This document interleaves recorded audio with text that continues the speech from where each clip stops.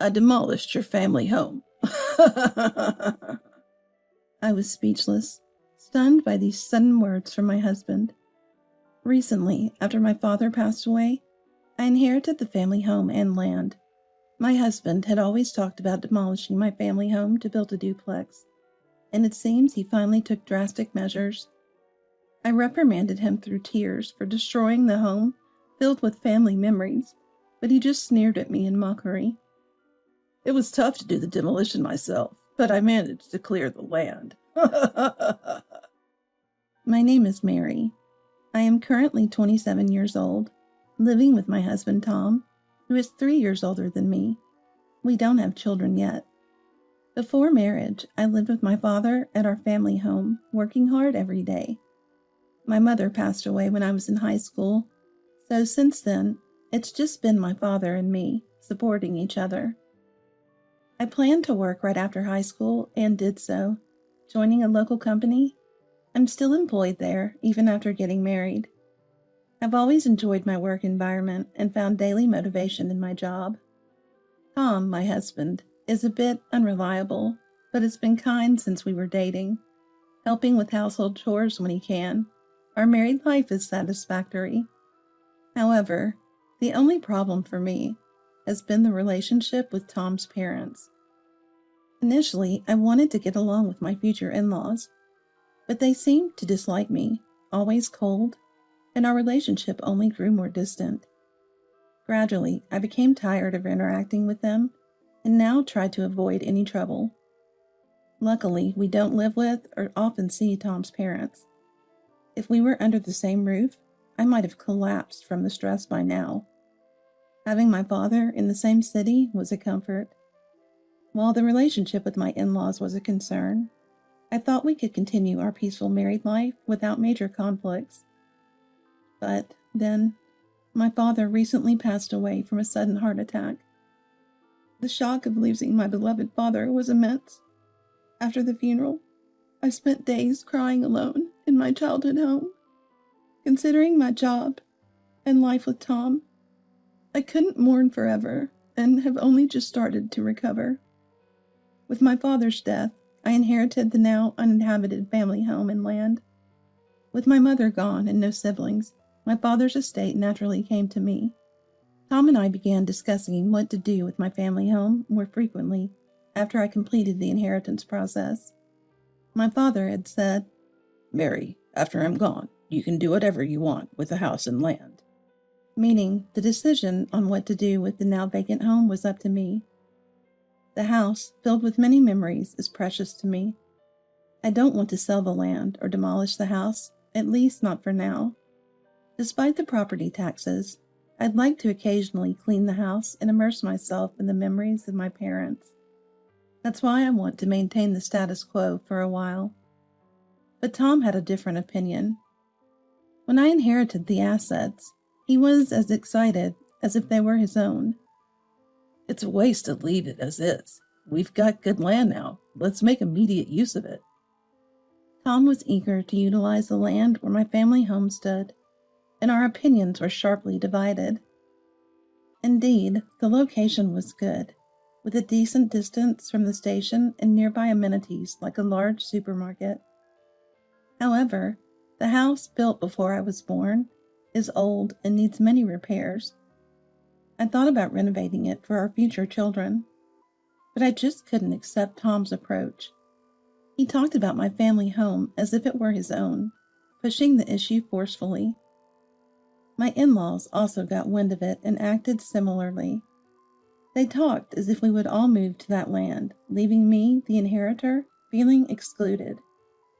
Watching the jubilant Tom and his parents, I feared they would do as they pleased with my family home. So I repeatedly emphasized to Tom, "That house and land are mine, not yours or your parents. Please don't make any decisions without me." However, Tom responded to my words. "I get it, Mary. You worry too much." He dismissed my concerns lightly, never taking them seriously. I thought he was a gentle, albeit unreliable person. But ever since I inherited my father's estate, he changed, barely listening to me during discussions. This led to my growing suspicion of Tom. On a certain holiday, amid this situation, Tom left home early to visit his parents, and I was catching up on household chores. However, less than an hour later, he returned with his parents, interrupting my work. While they might be good parents to Tom, given the situation with my family home, I found it hard to interact with them. Ben, Susan, what brings you here today? I was taken aback by their unannounced visit, having not heard anything from Tom about it. We wanted to finally decide what to do with Mary's family home, so I asked Dad and Mom to come. Tom replied with a beaming smile. My bad feeling about this was proving true, sinking my heart. But I've said multiple times that I want to maintain the status quo. I stated firmly, to which Tom quickly retorted, That's such a waste. I've said it before, too. So I'm thinking of demolishing your family home and building a new house on that land. We could live there with Dad and Mom. What? His absurd suggestion left me dumbfounded, but I quickly countered. What are you talking about? That's out of the question. Didn't I tell you not to decide anything on your own? My desperate opposition only earned me disapproving looks from his parents. Eventually, Ben sighed wearily and spoke. Leaving such good land unused is a waste. It's high time you take Tom's word seriously. A wife should obey her husband. Unable to say that, Tom never took my word seriously. I remained silent. His parents obviously sided with their son. Moreover, Ben, with his rigid mindset, believed a wife should naturally obey her husband. If I were to oppose Tom in front of Ben, what a way to speak for a daughter-in-law, he would likely scold. Right, Mary. We're getting older and might need care any time. It's obviously better to live together in a duplex. Considering the future, we'd feel secure with you and Tom. Susan chimed in next with her gentle tone. Despite her words, I suspected Susan just wanted to live with us to avoid housework. When Ben wasn't around, her attitude towards me changed drastically, becoming more spiteful. Whenever I visited their home and was alone with Susan, she'd meddle unnecessarily, asking about grandchildren or pushing house chores onto me, citing her age. If I resisted, Aren't you supposed to respect your elders? How were you raised to not even understand that? She'd persistently complain. I couldn't bear the thought of living with my in-laws, who always treated me with disdain. That house is filled with memories of my parents and me. I have no intention of demolishing it. Please leave it be for now. I stood firm on my stance. However, Tom and his parents seemed unwilling to give up. Stubborn daughter-in-law, considering the future. It's obvious we should build a duplex and live together. Your parents are gone, so you should devote yourself to us now. Susan's dismissive reference to my parents nearly made me grimace, but I managed to maintain composure. In the end, the day concluded with each of us sticking to our opinions, and his parents left in dissatisfaction. Since then, Tom and I have been at odds over the family home and land. Current house is small, and we should build a bigger one for when we have kids, right? Tom remained adamant about building a duplex. It seemed he just wanted to live in a large house with his beloved parents. I understood the desire to live with one's parents, but I never agreed. I was sure living with my in-laws would only lead to more conflicts. So despite the demolition of my family home, I've consistently and firmly refused the idea of building a duplex every time it came up. This would always sour Tom's mood. As these days went on, our marital relationship gradually worsened, with no progress in our discussions. Whenever I had time, I visited my family home to clean and maintain it. However, during a busy period at work, I couldn't visit for about a month, so I brought my parents' portraits to our current home to keep them during this busy time. I hadn't mentioned this to Tom, as our conversations often escalated into arguments, so I decided to keep it to myself. But what happened next made me glad I had moved the portraits. It was on a holiday, right after the busy period ended. I had expected a relaxing day, but my in-laws unexpectedly visited that morning. It was the first time I saw them since the last discussion about the family home, partly due to my busy schedule. This visit was unannounced, and Tom hadn't informed me about their coming. They both seemed unusually cheerful, laughing with Tom as they looked at me. "Today we have something important to discuss with you, Mary," Susan said with a broad smile. I had a feeling this would not be good news. "What is it you want to discuss?" As I asked, Tom stepped forward and said, "Your family home. I've demolished it." I was speechless, initially thinking it was a cruel joke. But seeing Tom and my in-laws smiling triumphantly, I realized it was true. "How could you do something like that without permission?" My attempt to confront Tom was met with him smugly laughing at me. Unbelievably, Tom had demolished my family home without my consent, the rightful owner. Due to my recent work commitments, I hadn't been able to check on the house. It seemed Tom had seized this opportunity. "It was tough doing the demolition myself, but I managed to clear the land." Tom boasted, feigning exhaustion. He had performed the demolition himself to avoid expenses, borrowing heavy machinery from Ben. Ben, who owns a small factory and has several pieces of heavy equipment, lent them without hesitation to help his son clear the land. "Why would you do something like that without asking? I've always been against demolishing it." I couldn't forgive Tom and his parents' actions, pleading tearfully.